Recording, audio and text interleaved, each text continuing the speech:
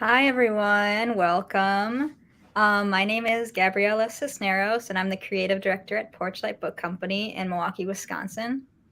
And I'm Lauren Kohlenberg. I am the digital operations manager. And we're honored today to be talking with Mia Mercado. Hi. Mia Mercado is the author of Weird But Normal and currently the morning blogger for The Cut. Her work has also been featured in The New Yorker, The New York Times, The Washington Post, The Lily, Bustle, McSweeney's, Reductress, Bust, The American Bystander, Gizmodo, and The Hairpin, and other media outlets. She lives in Kansas City, Kansas. Her most recent book is She's Nice Though, Essays on Being Bad at Being Good, which we'll be talking about today. So rather than read the same book synopsis that is on every website, Lauren and I are going to distill Mia's book down into like a sentence each.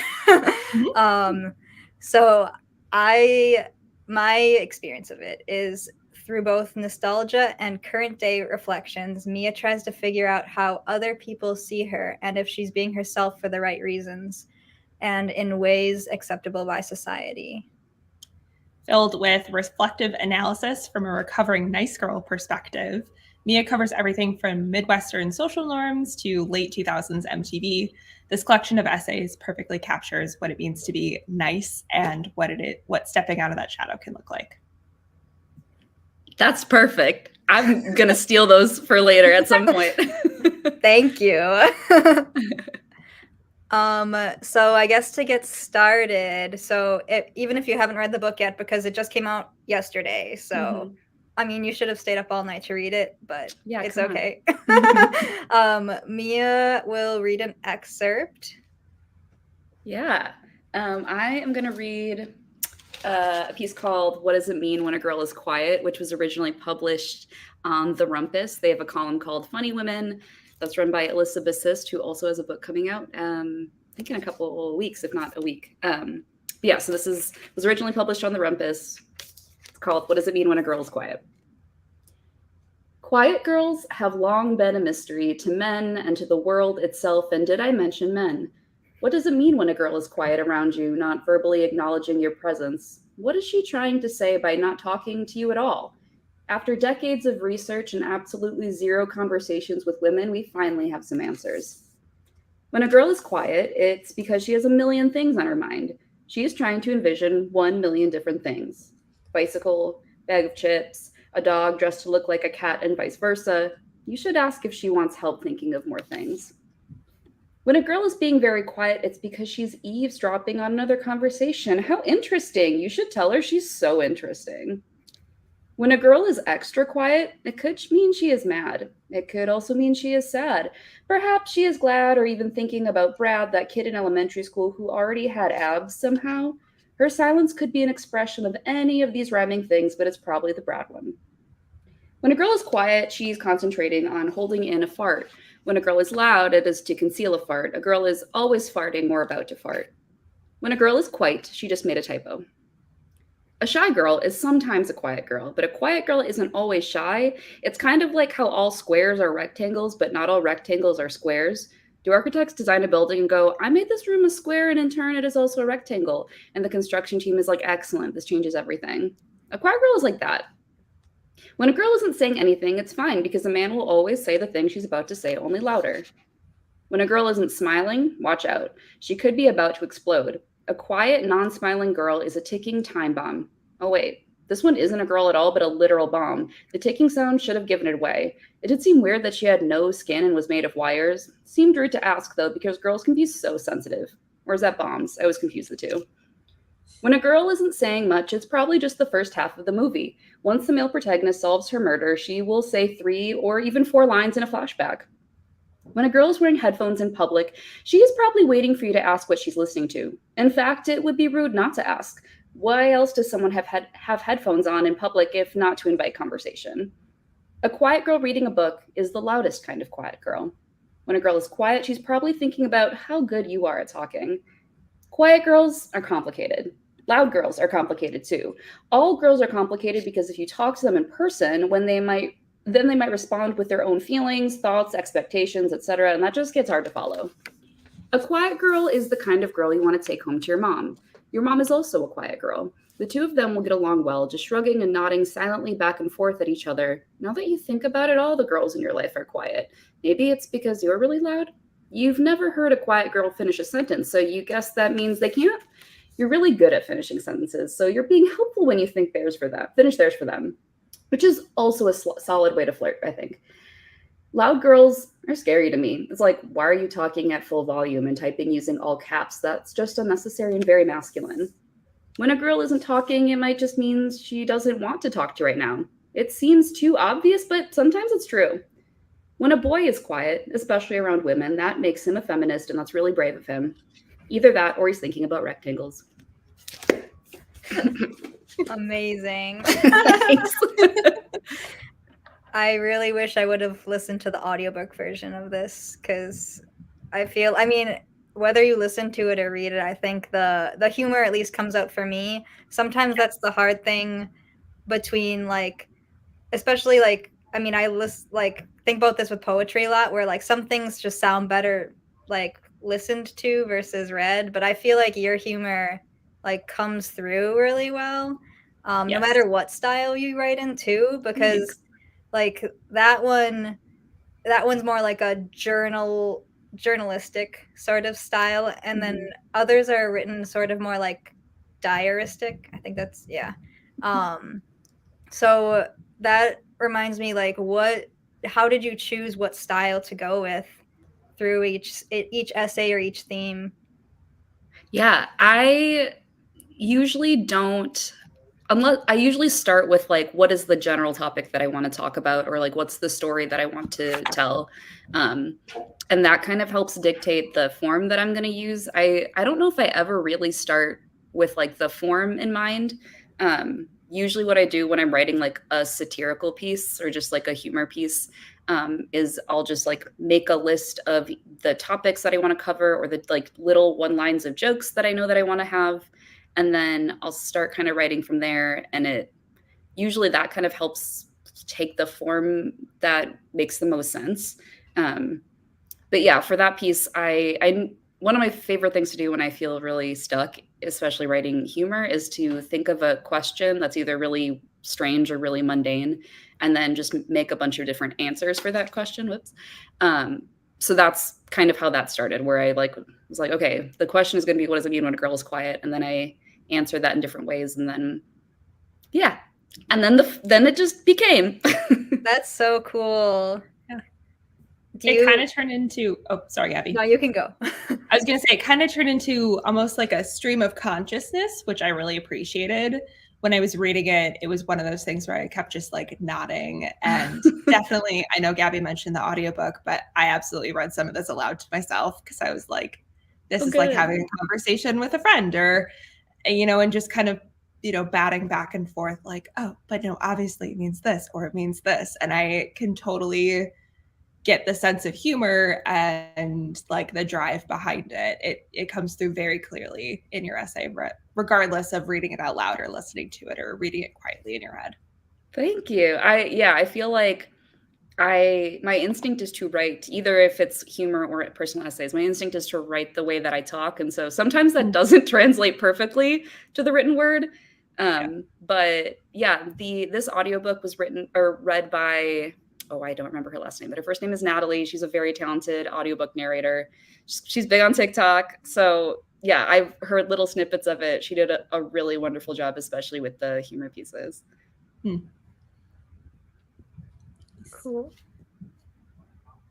All right. If it's okay with you, we'll jump into some questions about specific essays. I know Gabby and I both picked out some ones that we really enjoyed. So the first one I'm going to launch into is called Here to Make Friends.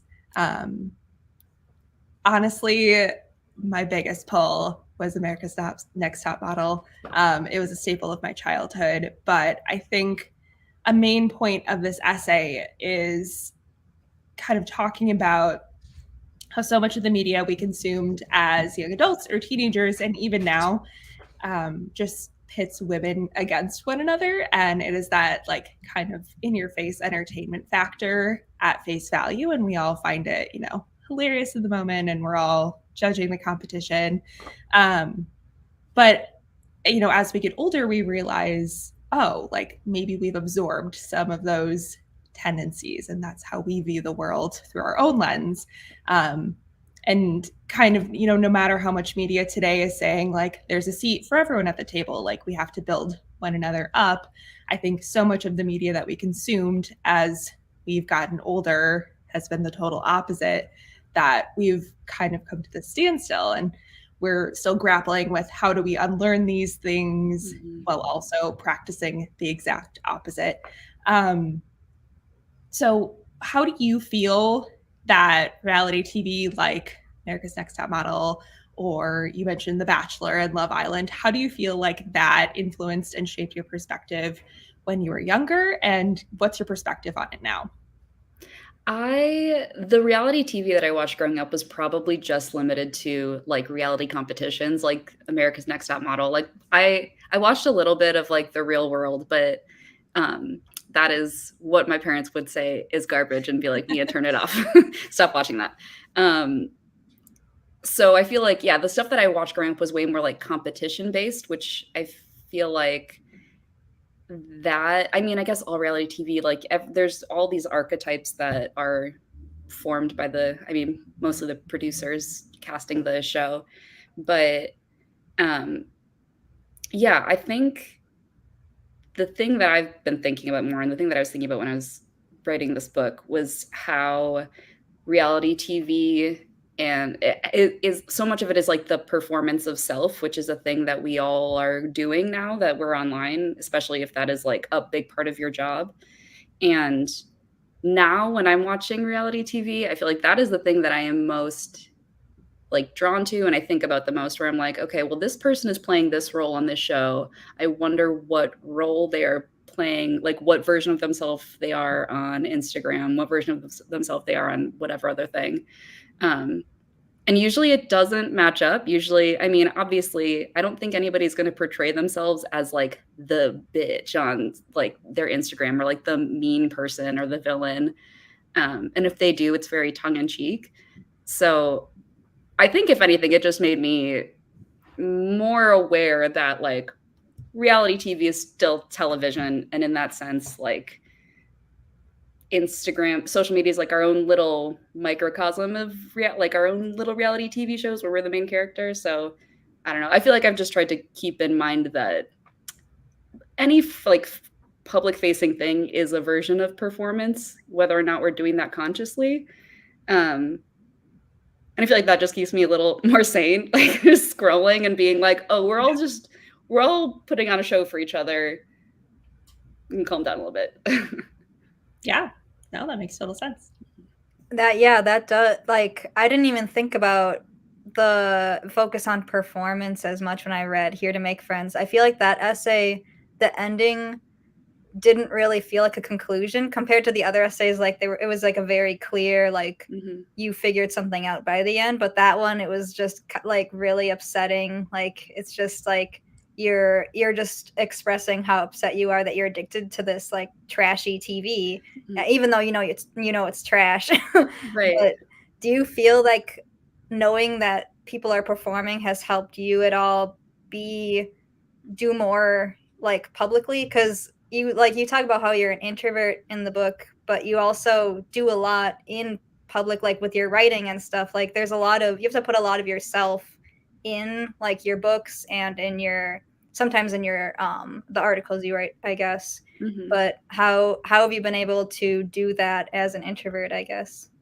Man, therapy, medication.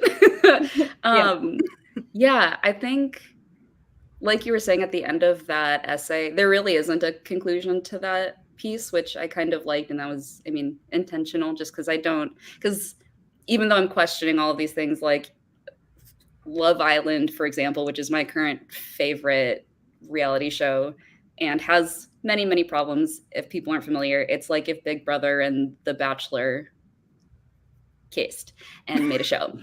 And it's very entertaining. They all they're all British, so they all have lovely accents, and so that makes it easier to watch. But there have been a lot of people that have come out of that show and been like, oh, it was a really terrible experience filming this. And I like will sit and listen to those things, but then also be like, okay, but I am going to watch the next season, unfortunately.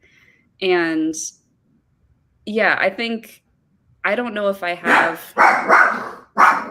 the mail is here. Don't worry. The mail got delivered.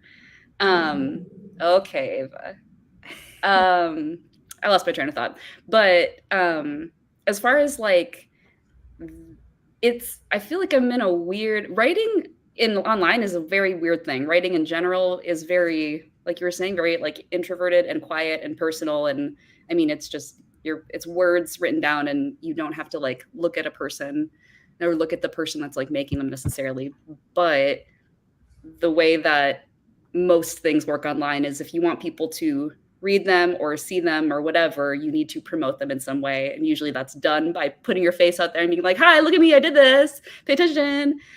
And yeah, I don't know. I think I'm still trying to figure out the balance between like, how do I, one, like be excited about the things that I'm doing in a way that feels genuine and not like, solely performative. And I don't know. I still don't know if I have an answer to that, aside from just like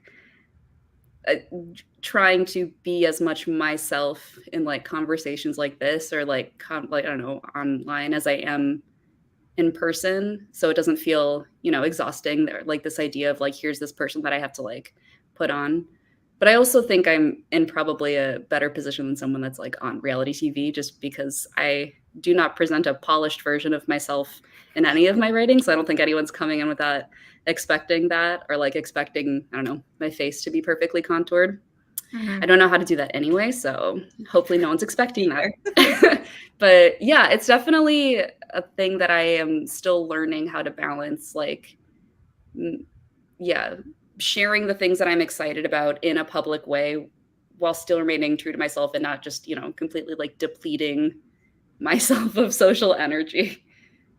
Yeah, I feel like it's all involves a lot of like testing things out, because I don't know if is your newsletter a new thing? I just subscribed recently, so it's like it's new in that like I started it when the first book came out, and then, which was 2020, and then I kept with it, and then I kind of fell off of it, so it's like old new. Okay. I like relaunched it. It's revived. Yeah. 2.0. A renaissance.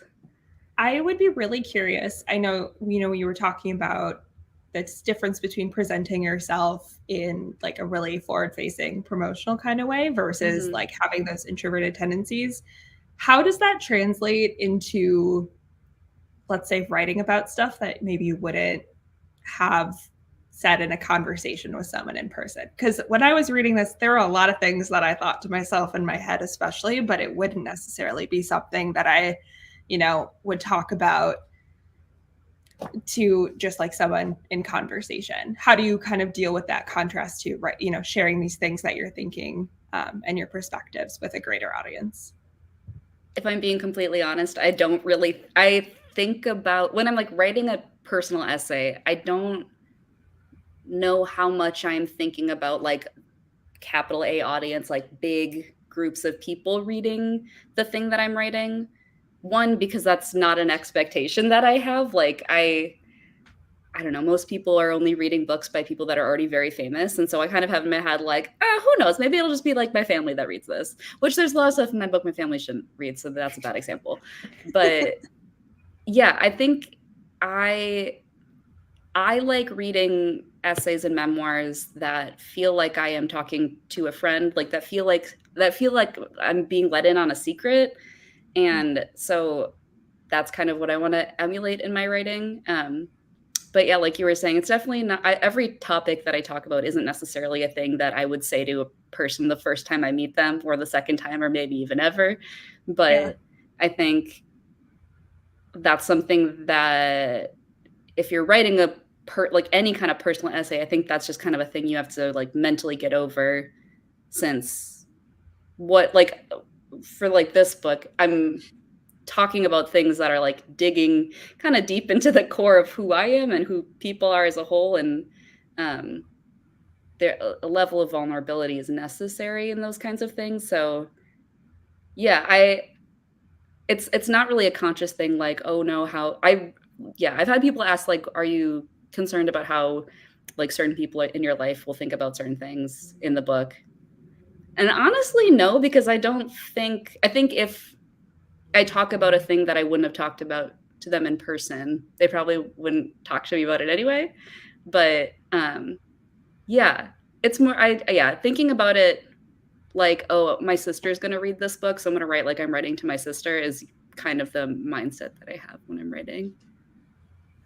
Are there any essays that you wrote that you didn't include that you wanted to, or that you just decided like didn't fit or anything? I don't know if there's any like entire pieces that I wrote that I didn't include. The way there are like a million different ways to get a book published, and the way that I did this one was I had to like make a little outline, like explaining what the book was going to be about and why I should write it, and then also part of that is like, here are what all the chapters or all the essays are going to be. And so stuff definitely like changed and evolved from that initial list. Like there were titles of essays that I'm like, oh, that'd be a fun title for something, and here's what I think that could be about, but then ended up being something completely different. Like I ended up there, I was going to do an entire like essay or I don't know, something about mundane Nobel Peace Prizes that I would win. Like my husband's example was wiping the water off of the sink in a public bathroom, making sure it's dry. Yeah. Or like throwing away a piece of trash on the street. And then I realized that I didn't have any more examples aside from those two. So that kind of just got folded into a different piece. But yeah, I try to be like, I don't know, my mind is very like both type A and type B. And so in that sense, I try to be like very efficient with the like ideas that I have and what I'm spending my time writing. Like if something feels like it's not gonna pan out, I give it, I don't know, maybe 20 minutes. And then I'm like, yeah, I don't know this. I'm either bored writing this, or this format feels weird, or this is like one sentence and not an entire essay. Yeah. Interesting. Mm-hmm. Did you have All a right. question, Lauren? I do have a question. Okay, let me see. So the next essay I kind of pinned was called Mind Your Manners.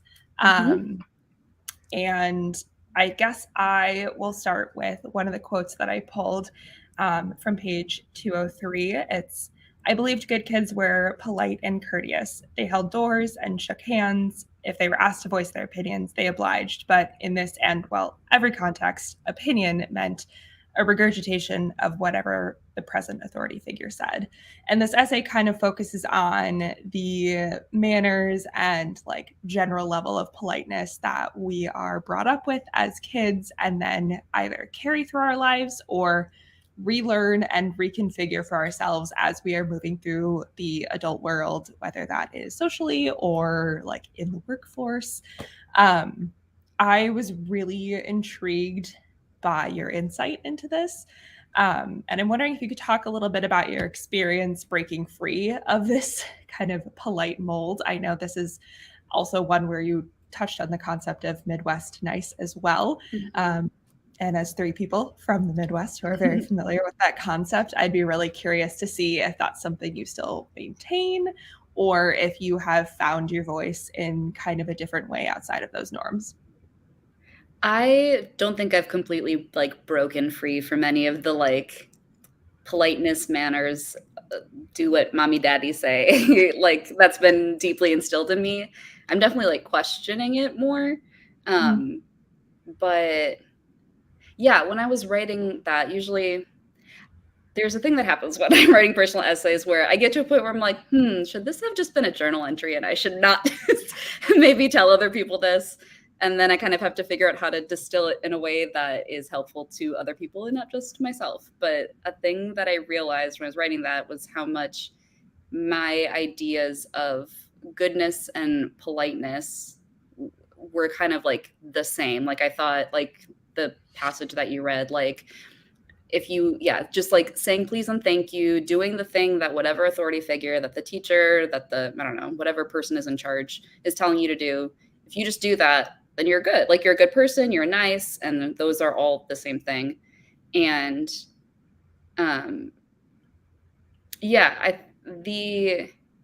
obviously getting older with like the political and social climate that we have been in, for forever, but especially the past 4, 5, 6 years, authority figures are just people, and parents are just people, teachers are just people. We are all just people, regardless of what position of power we hold. And that is a very simple cliche thing, but was a very hard thing for me to actually like ingest and realize. And I don't know if I like have completely, like I said, like broken free from that. My instinct is definitely to appease whatever person is like in charge. My brain is like, I'll just do whatever they say, even still. But I would say like my second reflex right after that is like, wait, is that actually an okay thing to do? Is that actually a thing that makes sense for the situation? I don't know if that answered your question at all. It did. And it kind of leads into a second question. I think, as we get older, we see more and more like young people and women, especially, kind of putting their foot down and having that like either secondary or sometimes primary reaction to saying like, is that the right thing I should be thinking? Or is this how I should be responding? Or asking, why am I responding that way? Kind of in a combatant like kind of way when they see injustice or they see something that like they don't quite feel is right. So I guess you talk a little bit about in this essay how being called disruptive or rude in public was like worse than anything ever. Totally felt that. How has your perspective changed on that? Like when you are speaking your mind as you've gotten older, do you still feel like that gut instinct, like, oh no, like that's like the worst thing I could be called? Or do you still have that kind of secondary reaction that you talked about earlier? Yeah, I think in those situations, because I'm not in school anymore. I live on my own with my husband. The situations where like somebody could potentially call me rude or I'm like disagreeing with somebody are usually in like small group settings.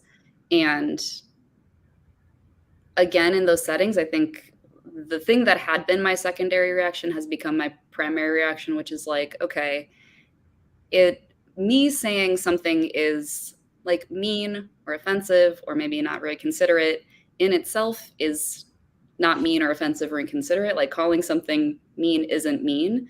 That has been, I think, there's nuance to that we could go into for 100 hours with somebody that's much smarter than me. But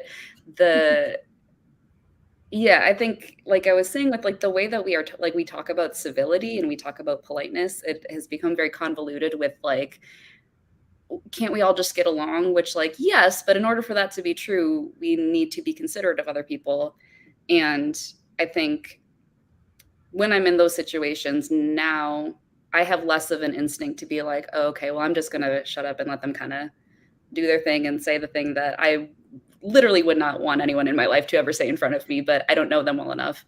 And it's definitely like a situation by situation thing. And fortunately, I've never been in like in a situation or a conversation like that where I have felt that it's like some like big risk to myself. But yeah, it's definitely something that I still kind of have to figure out and balance. And I think I will always probably just try to be in a process of trying to figure out like, okay, how do I have confidence in my ideas and my opinions and the things that I believe are true and good, while also like maintaining the peace. And I don't know, I think those two things usually can happen in harmony, but often if you're like the one that's saying, hey, wait, that the thing that we're talking about, we should be talking about this in a very different way, that feels like the instigating like mean thing instead of like the actual problem. I'm really just boop, boop, boop, boop, boop. Who knows what I'm talking about at this point, but This is all to say, my instinct is less like, "Ooh, shut up, don't say anything about it, just be fine with it." But it is something that I have to like consistently remind myself about. I think it's not a straightforward answer. Yeah. Like, I think it's just something that we keep learning and unlearning and trying to figure out over and over. Mm-hmm. Yeah, I feel like kind of related to how you were talking about everyone having a persona on different public platforms, being in a different public situation or in a bit different group each time, you are forced to kind of start from scratch with yourself. Like, not just you, but like, yeah, I feel like women in general are just raised to be the like in between, the moderators, the ones that have no real opinions. Like, we can have the same opinion as you, so that we don't like start a fight right now because I don't want to argue.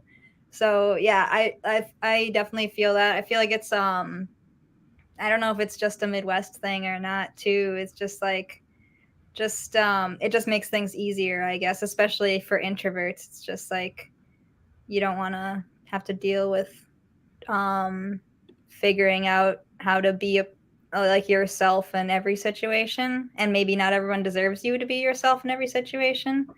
So that actually reminds me, because so much of this book, I feel like I learned, like, as much, it definitely feels a lot of the same, like sort of the same tone as your first book, but it feels a lot heavier in more essays, I guess, than the first one. And something I realized was, like, in your first book, you talk about a lot about like your issues with your job, or your issues like trying to figure out what you want to do for a job and that. And then this book is more like internal conflict, I guess. So how did you, I guess, how do you feel that way, like in your life, just getting older, like you're able to settle more into figuring yourself out because you have like a more balanced career, I guess? I think what you just said about like the first book feeling, so I wrote a book called Weird But Normal. It's a collection of funny essays similar to She's Nice Though, but it was exploring like weirdness and strangeness, and also the thing like the status quo, the things that we take as normal that are quite strange. Yeah, and I think with the first book, one, it was my first book, and I was like, what if I never get to write a book again? I'm just going to cover all, like, one, here are all the stories that I know that I want to tell that'll be fun to talk about, and like here are all the many topics of conversation that I want to cover. So I think I was more concerned about like touching on as many different things that were like important to me, or I felt like were relevant to the like ideas of weirdness and normalness, compared to this book where I, like you were saying, I felt like I could go like deeper into the meaning behind certain things, rather than just like, here's the event that happened and how I thought about it. Yeah, I definitely feel like in this one I got to think more about like the reason behind the reason, instead of just like cause and effect and here's maybe why those two things happened. Yeah, I think it definitely has to do with getting older. It's kind of hard not to like be reflective of yourself the older that you get. And I was just talking to my husband about this yesterday. I turned 32 on next Tuesday. Happy early birthday. And I was like, man, I feel like most of my 20s were me coming to terms with the reasons that I felt like strange, or the reasons that I felt like I didn't fit in, the reasons that I wasn't confident, the reasons that I didn't like myself. I don't, like those very like, I don't know, that kind of thing, which tied very strongly into Weird But Normal. And I think I said to my husband yesterday, I was like, I'm very bored with not liking myself. Like I'm kind of sick of it. I'm kind of sick of talking about it. I don't think anybody likes to really spend much time hearing another person be like, oh, here's why I feel uncomfortable and blah, blah, blah, blah.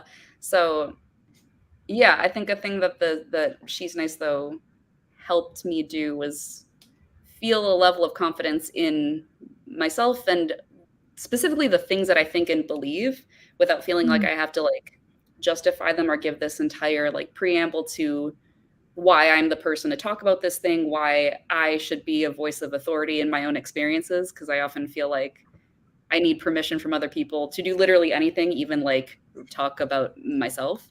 So yeah, I think it's a combination of getting older and yeah, just like time, the huge getting older. I also agree. I think this just felt, I think, like you mentioned earlier, like you were talking to a friend, like that's kind of the style of these essays. And I think that it just felt like there was a lot of humanity in it when I was reading it. I think it calls out a lot of things that many, many people feel that maybe we didn't realize that we were feeling, or things we didn't realize that we were doing and carrying with us. One of the things, or not things, one of the essays that I think really made me feel like that was I'm the Bad Guy. And it especially kind of stuck out to me because it is such a different style than the rest of the essays in this book. It's very much so, I want to say it's like a combination of like narrative in almost like a fairy tale sort of way, like spookiness, but also stream of consciousness. Like it just keeps going. And you're like, okay, we're going down this rabbit hole of like thinking about what it means to be a woman in kind of this world that decides that they want to label you as a million different things that you don't get a say in. So I'm wondering, where did this come from? Because it is such a different style than everything else that's in this book. And because it kind of just hits a deeper note in like a very concentrated way. I'm so glad you brought that piece up. That is probably my favorite piece in the book because it was so different. So it's called I'm the Bad Guy, and it is like kind of like internal monologue, short story kind of a thing. It's like you're saying, I don't really know how I would categorize it, but I was thinking about the short story The Husband Stitch by Carmen Maria Machado, which is a like kind of retelling of The Girl with the Green Ribbon, if that means anything to anyone. Like there's a like spooky story about like she has a green ribbon around her neck that holds her head on, and her like husband or boyfriend, whatever, is like, what's that green ribbon do? Blah blah blah. Anyway, it like goes like deeper into the like mythos behind that story, just from like a what if it means this, and I loved how that, I don't know, I just like think about that short story a lot. And so I wanted to try writing something that like kind of emulated that, like taking some like archetype, some like piece of, I don't know, culture, and diving into it in a way that felt like how I would talk about it. And so I was like, okay, well, I don't know, the idea of like, I mean, the whole book is like the idea of goodness and badness and and I'm not somebody that would ever like call myself a bad girl. Like I like feel silly to say that out loud. Like, and I don't know, I was like, okay, well, what if I was like, what would I be like if I was somebody that people were like, oh, she's bad. Like she's bad. She's a bad person. What would that mean? Yeah, I think for like fiction related pieces that aren't just like a straight up essay, my instinct is to do like stream of consciousness, kind of just like, yeah, it's having one idea and then like, I don't know, talking about something that kind of relates to that and then like going down a little rabbit hole. Yeah, I mostly just wanted to do something different and try it. And I enjoyed writing that a lot more than I thought that I would. And yeah, I'm glad that you enjoyed it. I'm glad that it stuck out to you. I was nervous to write something that didn't feel, I don't know, that felt so different, like just format wise. So yeah, it was one of my absolute favorites. Thank you. I think almost the whole thing is highlighted, and I was like, texting my friends. I was like, you need to read this when the book is out. Like, this is, and I think the placement of it too was really, I don't know if it was pointed or not, but it's like, I would say like almost right in the middle of the book. That's happy coincidence. Okay. Well, I remember talking to Gabby about this, and we were just like, oh, like it kind of catches you off guard because it is more fictional in the sea of like very much so essay, like structured. And it was almost like a reset. You're like, oh, yes, I can feel all of this. And then you're going into the second half of the book with kind of a different perspective. So I really enjoyed it. Thank you. I also wanted to do something that like you were saying, kind of like, I wanted to do something a little jarring, like have something in there that was kind of like, oh, what? Why is this in here? Just because that's the kind of stuff that I am drawn to. That's the kind of stuff that I get excited about. I recently watched the movie, what's it called? Fresh, with Sebastian Stan, and I don't remember who it is, but it's like, it starts out as what seems like a rom-com and then turns into a horror movie, and they do it in a very smart, clever way that would be subtle if you didn't know that it's eventually going to turn into a horror movie. And yeah, so I was just like, what would that look like if I tried to do something like that? And apparently it looks like that. That's so cool. You used a short story as inspiration for another one. Is it Semplica Girl? Like right? I really wanted to read the original after that, and I like couldn't find it anywhere. And I'm like, oh, shoot. I mean, it should. I think it's on the New Yorker. I think it was published in the New Yorker, so you might be able to find it there. Okay, that one was also like, both of those. I think they offer a lot of the reader's personal, like the reader's past, to be brought into the meaning of the essay, which is what made it so interesting. Is like there's a lot of places where Lauren would talk about her interpretation. I'm like, oh, like I spent forever trying to figure out what that meant, and like this is what I thought. So it was great. Well, I love that. That is like the highest compliment that I don't know, that it made you think and excited to talk about it. Cool. My other favorite was Good Girl, Bad Bitch. I made so many notes on that one because it like raised a lot of, it made me question a lot more about I don't know, like how people perceive women, I guess. I think one of the things I wrote down was like even what is it? Oh, like marketable traits.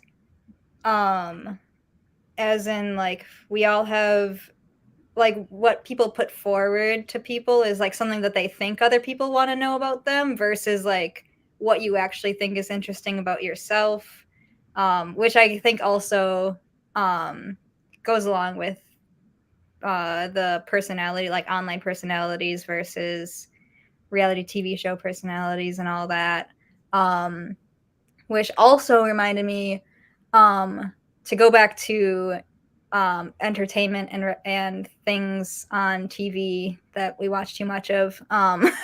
One of your essays, you talk about how obsessed you were with what was it? What character was like Filipina American? Oh, every single, like anyone who I was like, oh, she's half Filipina. So yeah, like Degrassi, Manny on Degrassi was like one of the first people that I was like, oh, like me, half Asian, half white. Wow, they exist. It's funny. Like, I feel like you, like the essay about reality TV, and like you subconsciously are afraid. You're afraid you're subconsciously imitating the like bad relationships with like the women versus women is like something we subconsciously take in, and we're like, okay, I'm pitted against other women because reality TV like shows it that way. And then in these other TV shows, it's like you only have like one character who's like representing your culture, and you're kind of like stuck with it versus like getting it's just lack of bad representation all around on TV, I guess. From the early 2000s until maybe even now. So it's getting better, but I think it was, Can I Sit Here was the essay where you hypothesize about which 2000s TV and movie characters you can sit at their lunch table.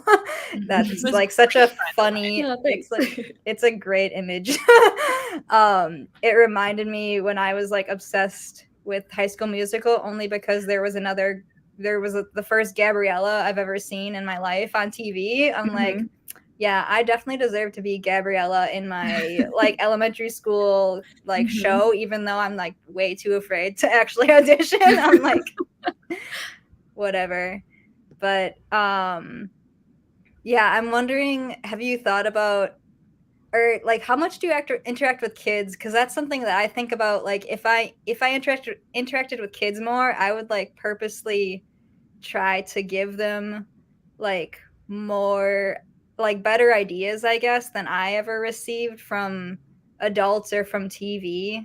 Like, is that something you think about, like talking to like the next generation of people? Oops, sorry, you froze a little bit, but no, you're good. I think I got the gist of the question. I don't have any kids of my own. My husband, I have three nieces on my husband's side. His sister has 3 kids. And they're all like 6 and under. So they're like still pretty little, where like the things that they're interested in and their ideas of themselves are, I mean, obviously there's no like deep reflection, but as far as just like being a person around them, I definitely feel like I think more about like, how do I want to portray femininity in front of them? Also, they're white, so like, how do I want to be Asian in front of them? Obviously, that's not like exactly what I'm thinking, but like, yeah. I mean, I don't know how much I'm like consciously and constantly thinking about it when I'm around them, but definitely after the fact, I'm like, oh, I like growing up, my only examples of people that were Asian were my immediate family and like one other family in my town. And I mean, most of the Midwest is pretty white, and Kansas City, there are pockets of it that are very white. So, yeah, it's not lost on me that like I'm probably the only, if not like one of the only Asian people that my nieces interact with.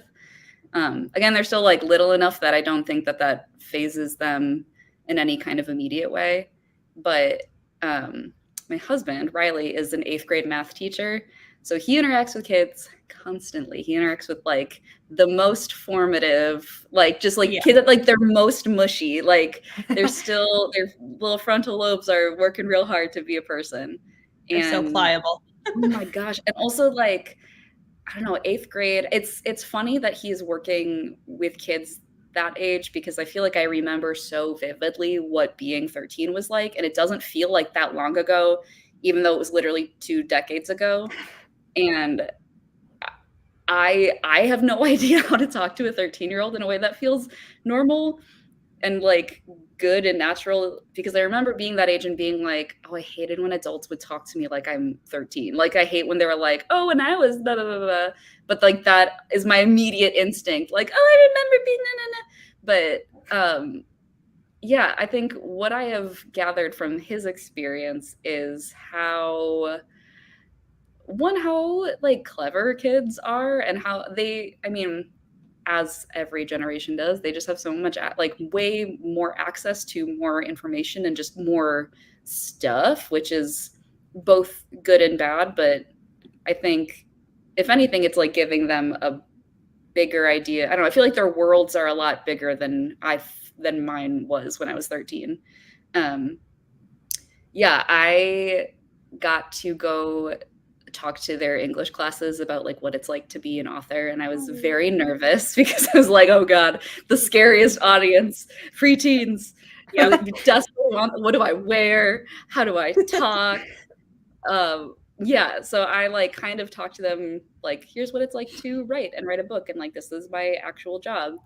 And then they had time for questions, and the teacher that was running it was like, all right, our first couple questions need to be about Miss Mia's job, and then we can ask questions about Mr. Taylor, my husband. So most of the things they were concerned about were like, what's the weirdest thing Mr. Taylor does? Why are you married? What do you like about him? Had nothing to do with like writing or my job, which honestly was very fun. And like just a nice reminder of like, oh yeah, like the things that they're concerned about are the things that are immediately affecting them, and like the things that are like immediate, like within their immediacy. So yeah, I think if anything, like the thing that I'm most conscious of is that like when you, I mean, all of us are very focused on ourselves and how we see the world, and but kids especially, just because your reality is so like insular, and I think I don't know, just having that be a conscious thought when I'm talking to anybody that's, I don't know, like in school still, like anyone that's like 18 and under, is helpful, because I'm like, oh yeah, the things that I care about now were not the things that I cared about 20 years ago. And the way I think about myself now is not how I thought about myself then. And yeah, I don't know if I don't feel any sort of like big pressure to be like, oh, I got to be this like perfect example of like, what does it mean to be a biracial writer in the Midwest? But yeah, I think I'm just more, I'm trying to be more conscious of like especially to like preteens, like talking to them like they're people. I mean, because they are, but also like I think I would have benefited from that when I was younger, like adults talking to me with the kind of like, with this kind of like severity and gravity that I felt like I had, and like taking things as seriously as I was taking them, even though they were very small. So yeah, that's a long-winded way to be like, yes and no, kind of everything. No, that makes sense. Like I think I was mostly interested because so much of your book is nostalgia, and it feels like I similarly can like go down a whole like nostalgia writing route, and then I still have no idea how to talk to kids that age, and like I remember how I thought. I don't know like how you take this. Yeah. It's hard to figure out. Oh yeah. So we have to ask, is there anything new in the works? Anything that we can look ahead to, book or essay wise?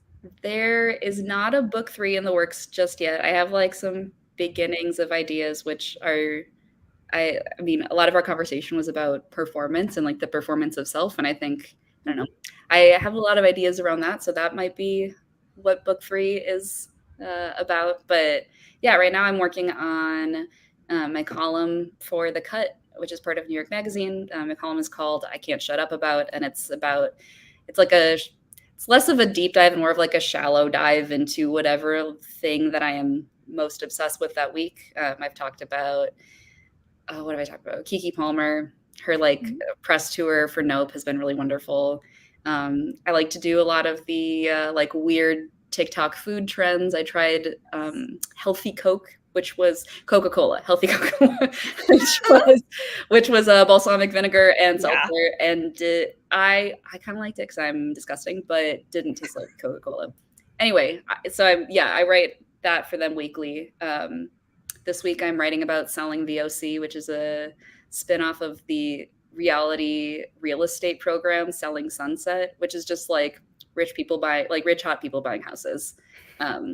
What more could you ask for? Exactly. It's like, did you watch Laguna Beach in high school and now your friends are owning property? I think you might like this series.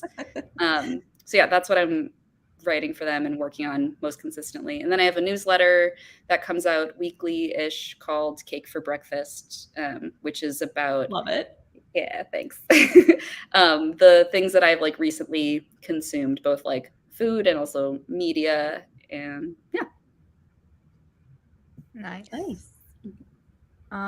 So we have like 5 minutes left. There are 17 people watching apparently, so someone should ask me a question. Otherwise, something I had a general writing question. Are you ever tempted to slightly exaggerate or change a detail in your life to better fit your idea for like an essay? Yes, constantly. That is like, I mean, obviously there's things that I'll like change very subtly, or like I'll change names, because God forbid somebody that I don't know, that I had a crush on in 8th grade, like message me on Facebook, hey, I saw that you wrote this thing. That'd be hell on earth. Yeah. So like I'll change stuff like that. But yeah, I definitely, my instinct is, I want to make something like funny and interesting. And usually if I like start noticing myself like kind of embellishing and exaggerating, like the actual events that took place, or like that I had some like big feeling that I'm like, I don't think I actually felt that big. Usually what I'll do is like probably like step back a little bit and be like, okay, well, what was the actual thing that happened? How did I feel then? How do I feel now? And just taking time to actually assess like, what were the things that actually stuck out to me and what's like interesting about those things? Cause like, I think that you can talk about most things in like a fun, lighthearted way, regardless of how like big or small they are. So yeah, it is a thing that I have to think about fairly often, and a thing that I have to like consciously stop myself from, like being like, okay, I got to make this story seem cool and interesting. Because I think most people have like two really cool and interesting stories, and then everything else is like, here's a big thing that happened that was really big to me, but like when I'm spelling it out, it's not that interesting. So yeah, I think I am like most energized and excited about trying to find the like parts of a story or the parts of a thing that I experienced that felt really big, and why they felt big and how they felt big. Yeah, that's usually what I'll have to like reroute myself to when I like catch myself being like, and then like some huge big feeling. Do you have a favorite essay from the book that either we have discussed or we haven't discussed that you'd like to talk about really quick?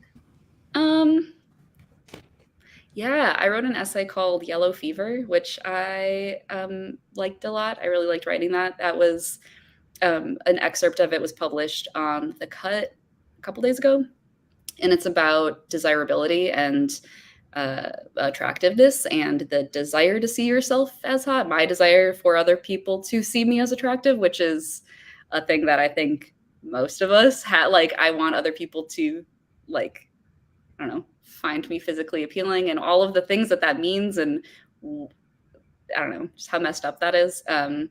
Yeah, I liked that a lot, just because it made me think about how I think about myself in a way that I usually kind of try not to. It's hard to, for as much as our culture like focuses on like physical appearance, talking about how you see yourself physically often comes off as very like vain and conceited, regardless of how you're talking about it. And so I was trying to figure out like, okay, well, how do I have this conversation in a book, and also like with myself, in a way that like I'm actually evaluating how I'm evaluating myself, without it being like, oh, I think I'm this and I think I'm this.